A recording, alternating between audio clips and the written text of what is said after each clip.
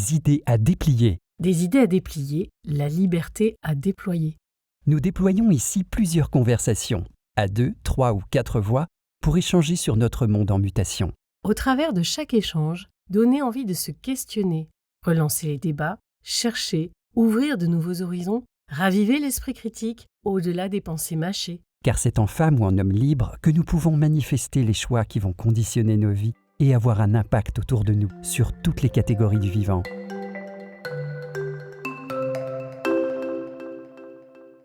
Eh bien, bonjour à Michel, bonjour Emmanuel, les auditeurs et les auditrices qui sont avec nous. Alors, nous avons fait déjà un petit chemin en ayant comme objectif de vous donner à savourer les conditions, les explications de ce moment particulier que nous vivons, qui est tumultueux et dont on a besoin d'avoir les clés pour comprendre et traverser ce moment et surtout pour nourrir les graines émergentes tout en étant conscient des graines d'émergentes. Donc, Michel nous a fait un panorama global pour comprendre un peu ce qui est en train de se passer au travers de différents auteurs, nous a donné une lecture des macro-historiens qui essaient d'avoir une perspective macro et globale de ce qui est en train de se passer, principalement des anglo-saxons comme lecture.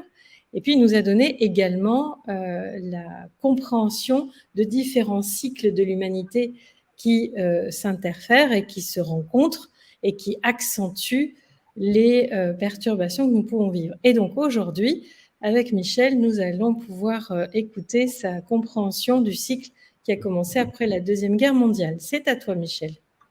Très bien, merci. Alors, je vais peut-être commencer par un auteur qui est moins connu, mais que moi je trouve très très intéressant, qui s'appelle Peter Pogani.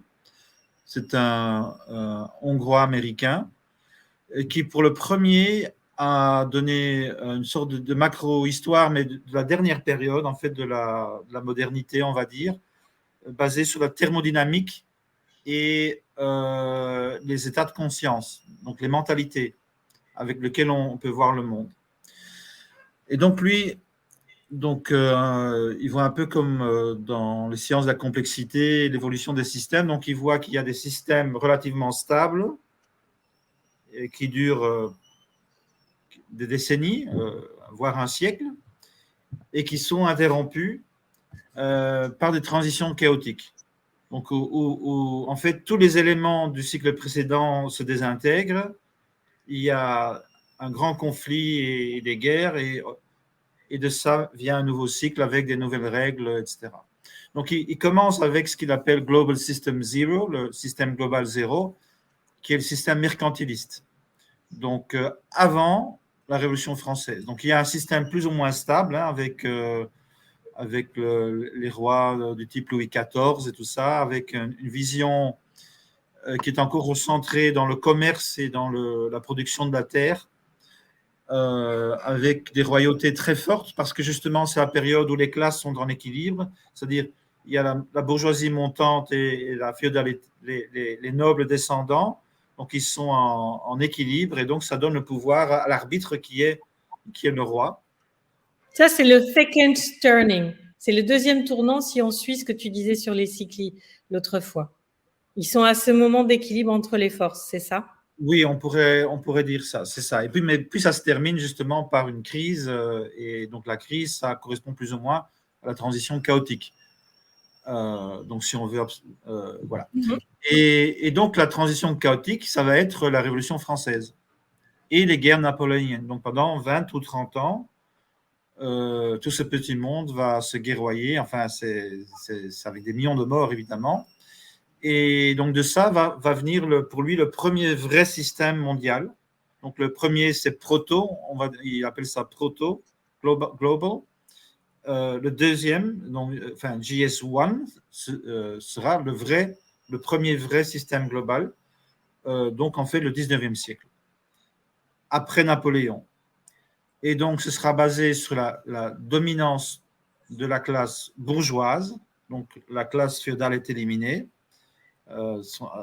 Précisément, c'est les bourgeois qui sont, on va dire, au pouvoir, avec le laisser-faire, donc c'est-à-dire la dominance du marché, Et alors au début, ça va être très dur, hein. Les ouvriers, ils meurent encore à 35 ans, jusqu'en 1840. Je ne sais pas si vous connaissez Henri Guillemin, qui était un historien très populaire quand moi j'étais enfant, qui passait à la télévision, et il donnait l'exemple d'un docteur à Lille qui avait en 1800 noté 10 000 naissances, et en 1810, il trouvait que 500 enfants qui vivaient encore de ces 10 000. Donc pour un peu quand même donner le poids de cette énorme destruction de la vie et de l'ordre social qui a pu se passer au début, sans parler des holocaustes coloniaux, hein, au Bengale et tout ça, donc tout ce qui va se passer et l'Irlande, la famine, la potato famine, donc la famine en Irlande. Mais au-delà du siècle, ça va quand même finir par 5 fois plus de revenus pour les travailleurs, donc à la fin du XIXe siècle. Il y avait la soupape qui va être la colonisation des États-Unis, donc énormément d'émigration, hein, donc le surplus de la population rurale va partir, mais ça va quand même se terminer sur la catastrophe qui sera la Première Guerre mondiale. Donc à la fin du XIXe siècle, il y a une sorte d'exhilaration du progrès, du progressisme, tout va toujours mieux, la technologie, les inventions. Et il y a un fameux livre de Stefan Zweig, je ne me rappelle plus du titre, mais c'est l'Europe d'antan. Enfin, et donc il parle en fait qu'avant la Première Guerre mondiale, il n'y avait pas de passeport. L'élite intellectuelle voyageait dans tout le continent, on se parlait, et il n'y a personne qui croyait qu'il y aurait pu y avoir une guerre. Il y avait eu 100 ans sans guerre, sauf un peu en 1871, la Prusse et la France. Mais la guerre était exportée avec le colonialisme, mais il n'y avait pas de guerre en Europe. Et donc la Première Guerre mondiale éclate, et c'est une guerre entre les empires, enfin, entre le modèle impérial et les États-nations. Parce que qu'est-ce qui se passe à la Première Guerre mondiale? Eh bien, on élimine tous les empires. L'Empire ottoman, les Habsbourg, l'Autriche-Hongrie, et donc ça, donc on crée cette solution unique qui va dominer l'espace européen et donc l'espace mondial. Mais ça mène à une deuxième lutte qui là n'est pas encore solutionnée. Donc, c'est-à-dire que la période chaotique qui termine ce 19e siècle de dominance du marché et de la dominance de la bourgeoisie sur la classe ouvrière, sans équilibre entre les deux. Donc ça se termine par le chaos social. Mais il y a encore une nouvelle lutte qui s'insère et qui va se dérouler entre les deux guerres mondiales. Ce sera la lutte pour le management de ce système de l'État-nation industriel. Et un peu, si on veut, la réaction, ça va être, puisque le marché a donné autant de chaos, eh ben, c'est l'État qui doit intervenir. Donc, c'est justement les grandes philosophies étatiques qui vont vouloir s'imposer, donc le fascisme d'un côté et le communisme soviétique de l'autre. Avec, en troisième rival, ce sera le système parlementaire démocratique capitaliste représenté par surtout les anglo-saxons, et ça va donner la Deuxième Guerre mondiale. Donc, qui va être une lutte entre le parlementarisme et, à ce moment-là, encore allié avec le communisme contre le fascisme. Mais une fois que le fascisme est éliminé, tout de suite, c'est cet antagonisme qui va se montrer, c'est la guerre froide.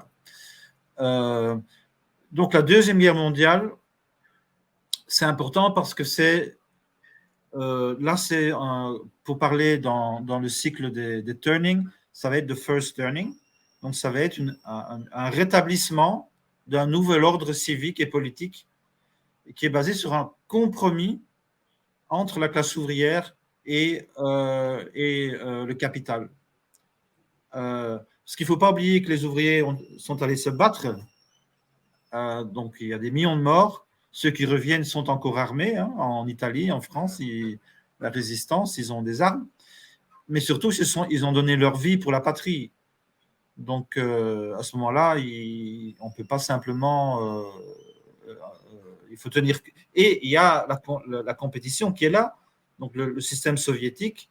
Et il ne faut pas oublier qu'il y avait une croissance qui était 3 fois plus grande que l'Occident à cette époque, au niveau industriel et longévité, éducation, enfin, sur beaucoup d'éléments, il y a une croissance très rapide, donc c'est un vrai danger pour le capitalisme occidental. Et donc, ça se termine sur un nouveau compromis. Et là, j'aimerais bien introduire une sorte d'interprétation que moi, je crois qui est très important, parce qu'elle va revenir aujourd'hui, on va voir pourquoi c'est important. Donc, c'est la notion de cartel idéologique. Donc, il y a la classe possédante, mais il y a aussi la classe administrative. Et ce n'est pas la même chose. C'est-à-dire que ceux qui possèdent ne sont pas ceux qui gèrent. Et donc, ils ont besoin de tout un appareil de gouvernement qu'on appelle en anglais PMC, Professional and Managerial Classes.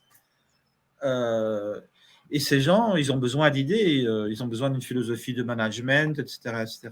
Et donc, le cartel idéologique, c'est très important. Je vais juste vous donner un exemple. Donc, il y a un auteur dont j'essaie de me rappeler le nom, mais ça va me revenir. Thompson, Earl Thompson, qui parle justement de ça. Il dit, par exemple, au XVIe siècle, la Hollande domine. Donc, c'est le pouvoir hégémonique, le premier pouvoir hégémonique après Portugal et Genève et Gênes. Et donc, il y a des gens, on va dire, des proto-libéraux qui vont dire, mais ces guildes, c'est contre le progrès, ils demandent beaucoup trop pour les travailleurs. Et donc, les Hollandais vont abolir les guildes. Parce qu'ils vont écouter ce cartel idéologique qui dit, il ne faut plus les guildes, il faut avancer plus vite. Mais du coup, les ouvriers hollandais, eh ben, ils ne veulent plus se battre. Ils n'ont plus de… moteur. Voilà, de stake, hein, qu'on dit en anglais. Donc, ils ont plus une partie… Ils sont plus partie prenante de la société. Et donc, ils disent, pourquoi est-ce que moi, je risquerais ma vie? Eh bien, ça casse carrément donc, la domination hollandaise. Donc, je dis ça parce qu'on va parler aujourd'hui du cartel idéologique qui est dominant aujourd'hui, qui, à mon avis, c'est pareil. Donc, parfois, les possédants, ils font des mauvais choix, surtout quand ils sont obnubilés par le court terme. Et donc, l'idéologie peut mener un pays à sa perte. C'est très important à retenir pour après. Et on pourrait dire, en fait, que le fascisme, c'était ça. Hein, c'était beaucoup de promesses. Et puis, ça s'est quand même terminé très mal pour les peuples qui ont choisi le cartel idéologique fasciste. Donc, à ce moment-là, comme solution de leur problème. Bon. Et donc, quel est le cartel idéologique qui va prendre le pouvoir après la Deuxième Guerre mondiale? C'est les keynésiens. Hein, c'est marché 19e siècle, tout État fasciste, communiste, mais bon, le fascisme a disparu, mais le communisme est endigué, hein, containment, comme ils disent les Américains. Donc, ce qui va remplacer ça, ce sera un compromis social-démocrate, aussi bien aux États-Unis qu'en Europe. Donc, le New Deal, donc en fait, c'est les Américains qui sont les premiers à le faire. Hein. Donc, c'est eux qui… Donc, le modèle dirigiste, hein, compromis social, les progrès de la productivité sont traduits dans des salaires et des réformes sociales. Tout ça, c'est effectivement compatible, Christine, avec ce dont on a parlé la dernière fois, donc de first turning, de high, hein, où il y a une sorte d'euphorie, de consensus pour créer un nouveau système qui est bon pour tout le monde, en tout cas dans ces pays-là. Ce qu'on peut voir quand même, c'est que le prix du compromis social en Occident se fera au détriment des peuples colonisés et de la nature. Ça, on peut revenir après, parce que ça, justement, c'est les faiblesses de ce compromis. Et on va voir les émergences après, les réactions. Voilà. Donc, mais quand on parle souvent de l'anthropocène et tout, et c'est vrai que l'industriel a commencé un processus accéléré donc d'utilisation des ressources, mais c'est surtout dans les années 50 qu'on voit le hockey stick. Hein. C'est vraiment dans les années 50 que ça va de là comme ça. Donc là, on est vraiment passé, et c'est donc pour donner, comme on dit en anglais, de golden billion, hein, donc le milliard privilégié, où disons que même la classe ouvrière va avoir accès assez rapidement à... Et ça, moi, je voudrais peut-être partager avec les plus jeunes qui nous écoutent.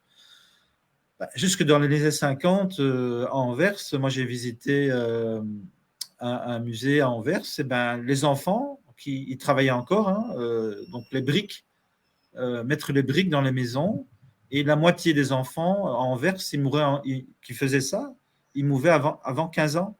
Donc la moitié des enfants mouraient encore dans les années 50.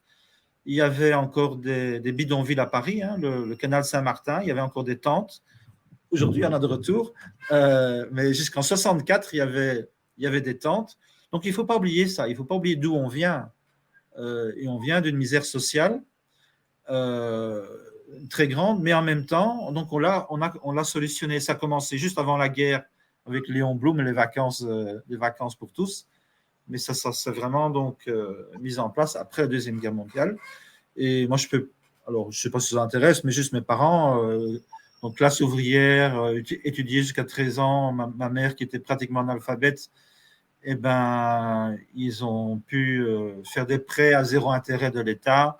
Donc, on a eu une maison, hein, classe ouvrière, avec une maison, et en possédant une maison avec zéro intérêt, donc juste remettre l'argent qu'on avait prêté sur 20 ou 30 ans. Donc, on a accédé à la classe moyenne en masse en Occident. Et là, donc ça, c'est fin des années 40, les années 50, début des années 60. Et donc, quand on repense au cycle dont on a discuté la dernière fois, à un moment donné, il va y avoir donc une crise au milieu de ce cycle. Donc, le pic, hein, le ascending, donc la phase ascendante, qui va accéder à un top. Et là, justement, ça va créer des problèmes pour le capital, qui va commencer à réagir contre le compromis social. Et donc, c'est ça plus ou moins qui s'est passé en 73, avec la crise énergétique. Mais aussi, ça s'est passé avec 68, donc qui est un awakening. Donc ça, c'est le séculum, l'autre cycle de 100 ans, où après un cycle de 22 ans de compromis social et d'unité idéologique, il y a une jeunesse qui commence à dire mais non, nous on ne veut pas ça. Et donc là, tout ce qui s'est passé, donc on dit 68, et attention, donc là, donc moi j'ai parlé des cycles, mais au début les cycles n'étaient pas nécessairement synchrones parce qu'on n'avait pas un système planétaire. Après la Deuxième Guerre mondiale, on voit qu'il y a une synchronisation des cycles dans le monde entier, puisqu'il y a la révolution culturelle en Chine, et en même temps il y a Kent State et la protestation contre la guerre du Vietnam. Et donc là, je crois que c'est un moment décisif parce qu'on va changer le compromis social. Donc la première phase keynésienne va se terminer en fait plus ou moins 68-80. C'est pas mécanique, hein, donc c'est des procédures qui prennent du temps. Donc une mini transition chaotique, si on veut, mais dans un système qui est ce cycle après la Deuxième Guerre mondiale. Donc, qu'est-ce qui va se passer ? Et tout ça, c'est bien documenté. Hein. Donc, ce que je dis, je n'invente pas. Par exemple, il y a une discussion aux États-Unis avec Reagan et ses adviseurs où il dit donc, est-ce qu'on verdit le capitalisme ou est-ce qu'on exporte l'industrie ? Puisque là, il y a déjà un mouvement idéologique vert qui commence à se manifester contre la pollution et tout ce qu'on commence à voir à cause de l'hyper-industrialisation de l'Occident. Et vraiment, il décide, non, on va exporter notre industrie. Comme ça, on peut garder nos profits et en même temps verdir l'Europe, mais évidemment en exportant la pollution dans les pays qui veulent bien se développer de cette façon-là. Et en même temps, et ça sont des discussions qu'il y a en Europe, et il y a aussi Pompidou, je crois, qui est cité dans un des livres que j'ai pu lire là-dessus, eh ben, il va dire, ben, écoute, on va peut quand même pas tirer sur nos enfants, parce que les étudiants, donc 68, c'est les étudiants et les ouvriers. Il ne faut pas oublier qu'il y a des millions d'ouvriers dans la rue aussi. Donc, on va leur donner le rock'n'roll, mais on ne peut absolument pas accéder aux demandes sociales des ouvriers, parce que sinon, on ne fait plus de profit. Et donc, ça va donner le compromis néolibéral. C'est-à-dire qu'on va décider là la globalisation. Donc, on va exporter l'industrie pour en fait affaiblir la classe ouvrière en Occident et donc de ne pas faire le compromis social nouveau en Occident. Et on va concéder le changement culturel à la jeunesse des classes moyennes et leur révolution culturelle. Et ça, c'est 68. Donc après 68, on va plus donner plus d'argent aux ouvriers quand la production monte. Donc, stagnation des salaires. On va le remplacer par la dette. Donc, on va instaurer la société de la consommation, la société du désir, la dette, la financiarisation. Et donc, ça va remettre en place les profits du capital. Ça va créer une illusion qu'on a encore de la prospérité, mais en fait, c'est par la dette. C'est-à-dire que les ouvriers vont garder leur niveau de vie. Parce qu'on va produire meilleur marché dans le sud et donc on va pouvoir acheter des télévisions et des frigos à des prix plus compétitifs. Donc on a l'impression qu'on va bien, parce qu'avec notre argent, on va faire plus. Donc le poids, par exemple, de la nourriture va vraiment diminuer dans le budget des familles en Europe. Mais il faut maintenant que les femmes travaillent. Alors, c'est une libération d'un côté, mais c'est aussi, éventuellement, si on n'a pas 2 personnes qui travaillent dans une famille, on ne s'en sort plus. Et puis, ça permet aussi de contenir les gens, parce que le système de la dette, avec le désir, les fait s'accrocher à ce système-là. Donc, dans les premiers temps, il n'y a pas de réaction contre le système, puisqu'on voit bien qu'on a besoin et qu'il y a une valorisation. Nous, en France, on a eu un Bernard Tapie qui a valorisé la société de la réussite monétaire. Je n'ai pas dit que c'était chouette, hein, mais je veux dire, il a été façonné et il tombait bien pour incarner le toujours plus à gagner. Et du coup, les gens, dans les premiers temps, restaient dans ce système-là et ont accepté de faire les hamsters dans la roue pour avoir davantage. Voilà. Et beaucoup de philosophies à laquelle aussi moi j'ai adhéré quand j'étais jeune, d'une certaine façon, c'était la libération du désir. Moi, j'étais reichien. Donc, en fait, la théorie reichienne, c'est que si on est malheureux, c'est parce qu'on est réprimé sexuellement, et donc il faut se déréprimer et on aura une société idéale. Et puis, tu as Deleuze et Guattari, et tout ça, c'est sur le désir, libérer le désir. Et donc, l'objectivité n'existe pas. En fait, c'est des philosophies subjectivistes qui mettent en avant le désir. Et alors, il y a quelqu'un en France qui a beaucoup parlé de ça, que je n'ai pas lu, mais qui est très bien... non. Kluskar, Michel Kluskar. Donc un néo-marxiste qui a vraiment analysé le changement dans le capitalisme vers une société de désir. Ok. Je crois qu'il y a, enfin moi, il y a un texte d'Hannah Arendt qui est assez intéressant là-dessus. Alors, pas exactement là-dessus, je dirais avec un point de vue un peu plus large, qui s'appelle du désert et des oasis, et que moi j'aime vraiment beaucoup et qui met en relation avec l'avènement de toute la psychologie moderne. Et moi, je le trouve particulièrement pertinent parce qu'elle met en lien justement cette société du désir avec les totalitarismes et également avec cet avènement de la psychologie moderne qui considère, et notamment ça part de Nietzsche d'ailleurs, qui considère que que le problème c'est la question du désert justement, que le problème en fait de l'humain est à l'intérieur de lui. Je le dis un peu vite, mais et que du coup le désert, la psychologie moderne va considérer que le désert est à l'intérieur de l'humain, et Hannah Arendt dit que non, le désert est extérieur en fait justement, et que voilà, et qu'on est dans un moment où seules des oasis peuvent justement permettre de s'extraire du désert. C'est aussi tout ce mouvement un peu de théosophie, etc., qui a aussi alimenté ça et qui était très présent à ce moment-là, et qui du coup permettait de faire basculer les idéologies vers cette question qu'il faut résoudre le problème à l'intérieur, libérer le désir, aller voir des psys, faire du développement personnel, etc., etc., etc. Et du coup, c'est un vrai leurre qui a beaucoup marché en fait. Je voudrais juste réagir à deux choses. Pour moi, il y a deux choses qui sont vraiment fructueuses avec ce qu'on échange là.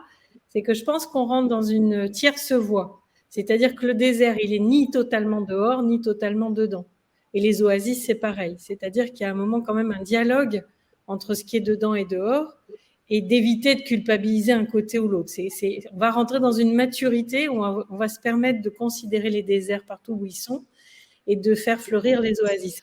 Et la deuxième chose que je voulais mentionner, qui n'est peut-être pas tout à fait mentionnée dans ce que tu as dit, mais sans doute que si chez les auteurs clés, c'est aussi le processus de résilience individuelle qu'on va retrouver après en processus humain collectif et qui peut se retrouver dans les autres rouages. C'est-à-dire qu'à la sortie de la Deuxième Guerre mondiale, on a tellement fait une extinction de l'être humain quand même, puisque Sartre avec l'être et le néant, c'est pas pour rien.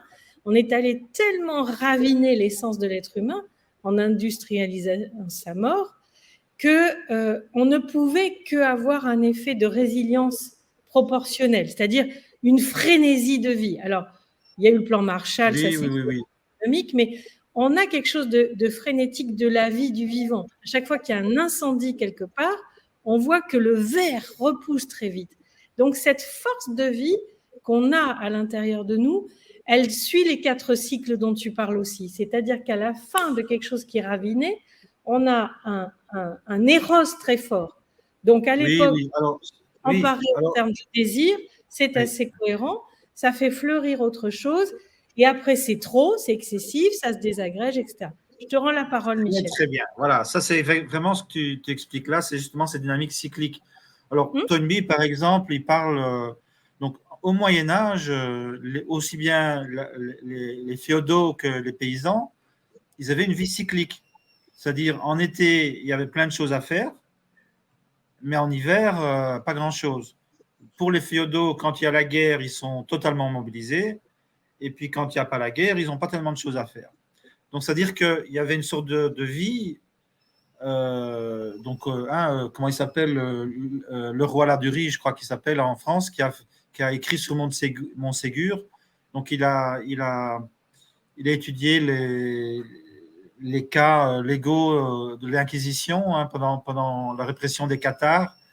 Et donc, en fait, les paysans du Moyen-Âge, ils ont 150 jours de congé. C'est inimaginable. Mais une fois que tu as le capitalisme, la machine, elle peut fonctionner 24 heures sur 24, 7 jours sur 7.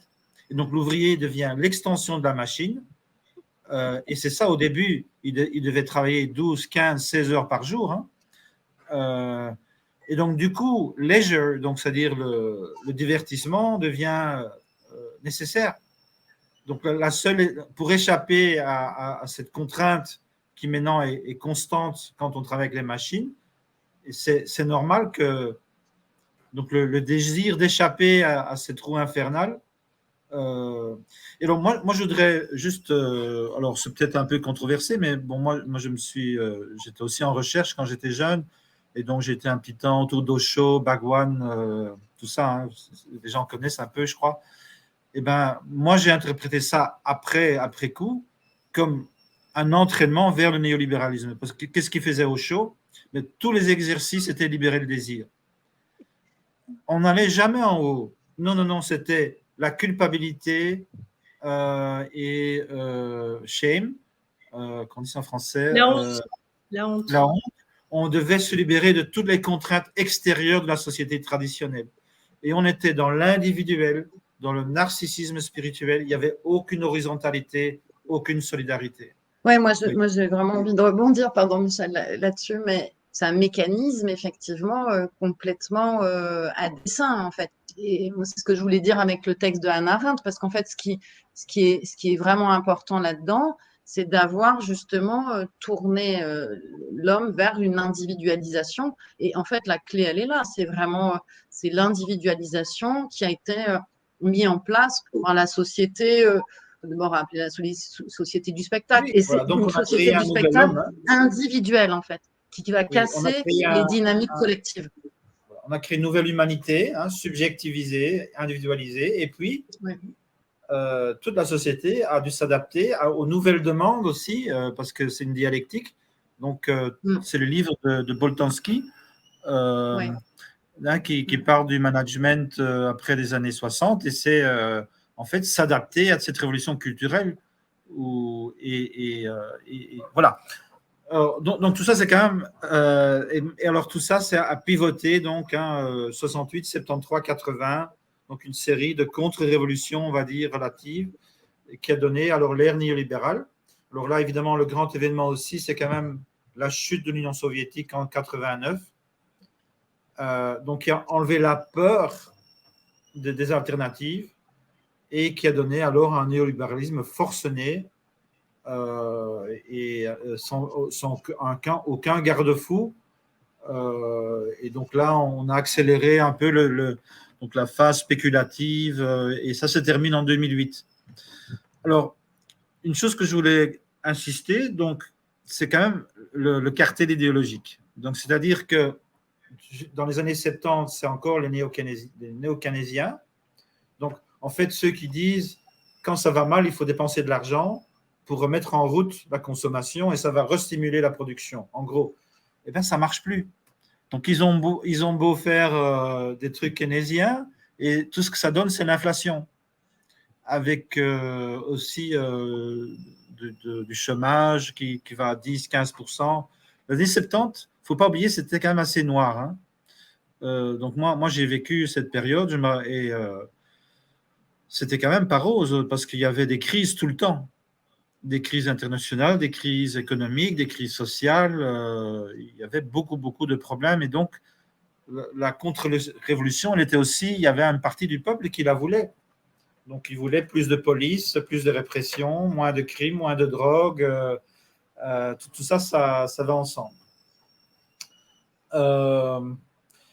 Et oui, alors au niveau du cartel idéologique, justement, je voudrais insister sur le fait que donc il y avait Milton Friedman et Hayek et von Mises et tout ça, donc les économistes purement subjectivistes.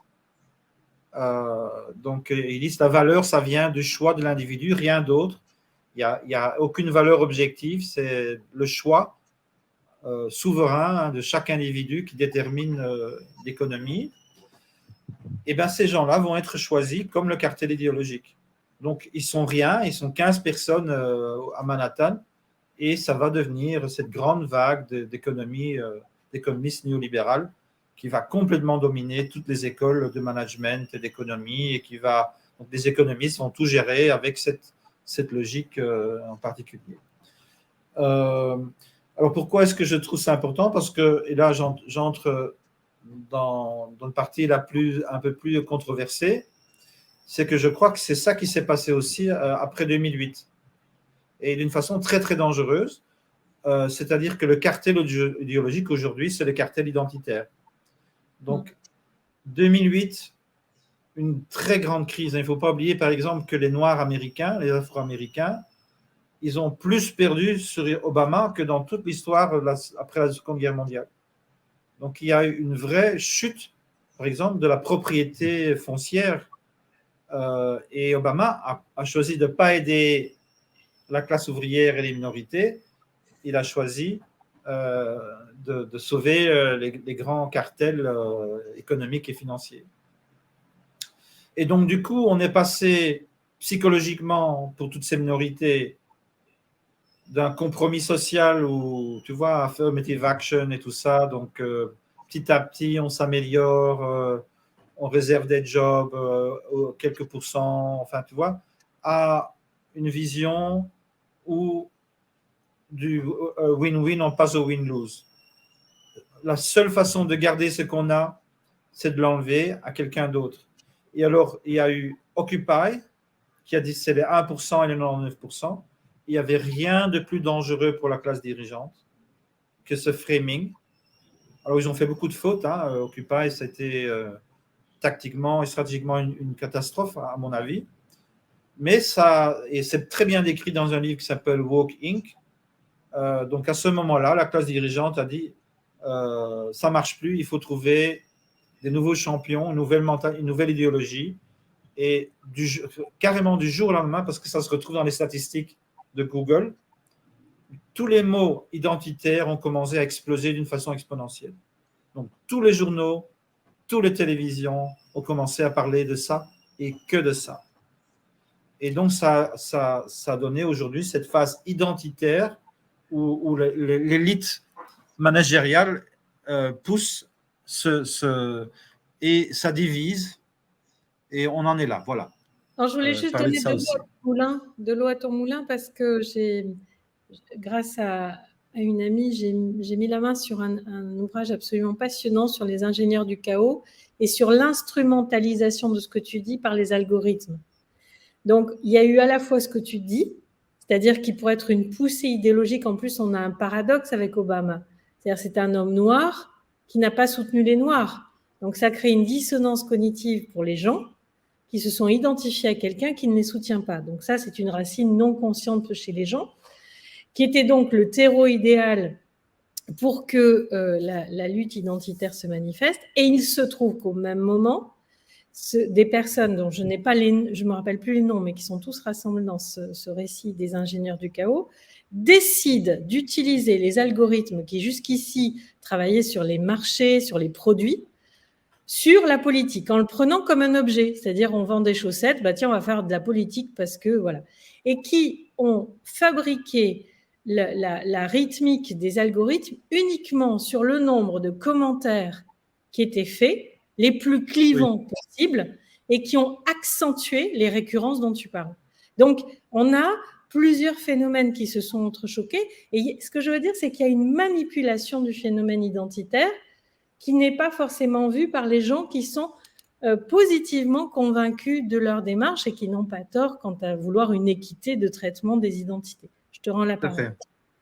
Donc, mais je crois que je suis assez d'accord avec ça. Et alors, ça, au départ, évidemment, il y a aussi des intérêts là-dedans. C'est-à-dire que pour les plateformes numériques, ce clivage, ça fait qu'on gagne de l'argent. Bien sûr. Donc, ce n'est pas simplement un complot, c'est aussi quelque chose qui vient naturellement. Ben, si on fait ça, on a plus d'attention, on a plus de gens qui nous utilisent. Et donc, c'est bon pour nous aussi. Mais ça se termine avec les Twitter Files, donc c'est très, très bien documenté, où depuis 5 ans, il y a eu donc et là, je ne vais pas dire que c'est le complot, mais en tout cas, c'est l'auto-organisation consciente des services d'intelligence du Parti démocrate, le DNC, directement connecté aux dirigeants qui décident des algorithmes dans YouTube, pour censurer consciemment et systématiquement tous les gens qui critiquent ce virage-là. Et il y a une étude, par exemple, qui a conclu que dans la dernière élection en 2020, 6 millions de votes ont switché vers Biden. Donc, pas à cause des tricheries, comme Trump a pu dire, mais par les manipulations idéologiques dans les réseaux. Idem pour le Brexit. Des milliards de postes avaient été faits pour tous ceux qui étaient pro-Brexit pour les inciter à voter. Donc, il y a vraiment... Et quand tu parles de complotisme, en fait, ceux qui administrent ça utilisent le complotisme comme n'importe quoi d'autre, juste parce que ça marche. En fait, ils utilisent ce qui marche. Donc, ça veut dire que ce qui marche est en général ce qui fait le plus grand score, et ce qui fait le plus grand score est en général ce qu'il y a de plus archaïque chez nous. C'est-à-dire, je ne te reconnais pas pour qui tu es, mais tu me déranges, je te pousse.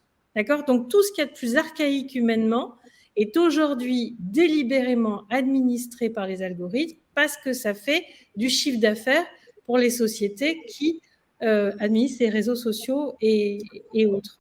C'est la fin d'un cycle et en même temps, ça correspond au moment de crise. Donc, qui est justement, donc d'abord, il y a unraveling et ça, c'est déjà fini. Et maintenant, on est dans la crise. Donc, on ne peut plus se parler. C'est le conflit. Et donc, c'était les chrétiens contre les païens à Rome. C'était la réforme contre les catholiques au XVIe siècle. Et voilà, aujourd'hui, c'est les guerres culturelles. Et donc, moi, je voudrais, et je sais que c'est très controversé, mais je vais quand même le dire. Donc, il y a un aspect de lutte de classe dans tout ça. C'est-à-dire que et ça, c'est compliqué. Et moi, j'en ai souffert personnellement aussi. C'est-à-dire que la gauche social-démocrate est devenue d'abord néolibérale. Donc, elle a abandonné, on va dire, les idées de changement, surtout au niveau social.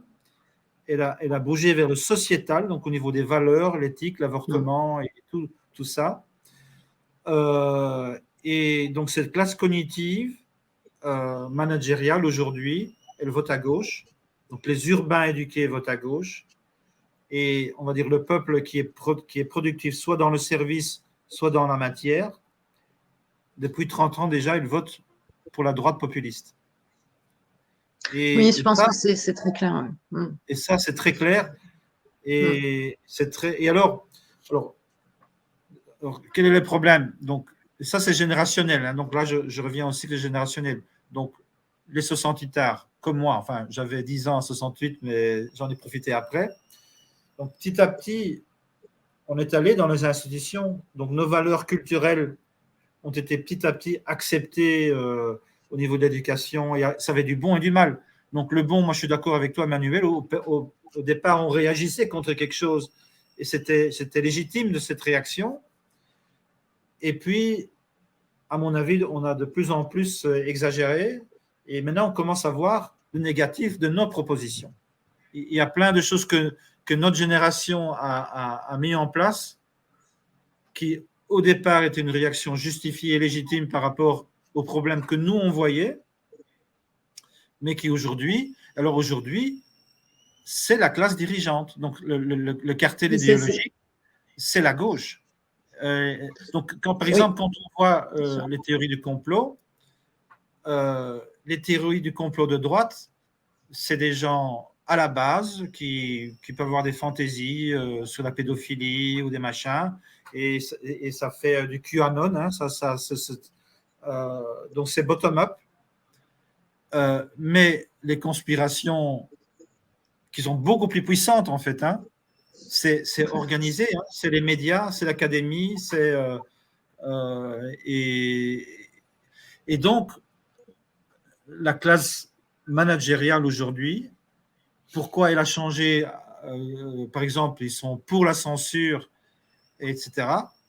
Ils sont exactement comme les gens que nous, on combattait dans les années 50. Il y a beaucoup de choses dans ce que tu as dit. En 68, il y avait aussi ce désir d'une révolution sociale, mais qui du coup a été complètement tué dans l'œuf, en fait. Enfin, du coup, ce qu'on retrouve aujourd'hui dans les gens issus notamment de 68 qui sont aujourd'hui au pouvoir, et pas que ceux-là d'ailleurs, parce qu'il y en a des beaucoup plus jeunes, mais qui ont repris finalement, je pense, ce terreau-là.